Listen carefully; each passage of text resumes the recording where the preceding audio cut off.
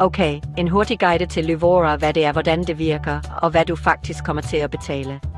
Hvis dine bryn blev tyndere efter graviditeten, er du ikke alene. Lyvora er et serum til øjenbrynsvækst efter fødslen, lavet for at stimulere naturlig genvækst. Ingen hormoner, klinisk testede ingredienser designet til daglig, nem brug.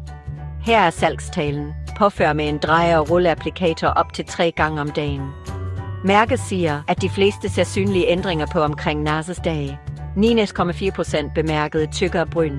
2,1%, så nye hår i tynde områder. 0,6% rapporterede ingen irritation. Det er undersøgelser, så se dem som brugerfeedback, ikke garantier, men de er gode tegn. Hvad er der indeni? Klinisk testede hormonfrie ingredienser formuleret til at være sikre at bruge efter fødslen. Målet er at nære hårsækkene ved roden, støtte en sundere vækstcyklus, hjælpe de tyndere områder med at fyldes ud over tid. Sådan bruger du det rigtigt. Rene tørre bryn, et let strøk med rolleren langs tynde områder. Lad det trænge ind. Gentag konsekvent morgen, eftermiddag, aften. Konsistens er hele spillet her. Spring færre dage over. Se bedre resultater. Prischeck. Den koster $29 per roll-on. Der er en 60-dages returret, hvis du ikke ser resultater, hvilket mindsker risikoen ved at prøve det. Du kan købe det online på lyvora.com eller via udvalgte butikker som ShopTon-app. Hvem er dette til?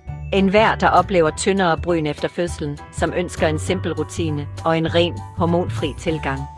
Hvis du er sart, start med en gang dagligt og øg derefter.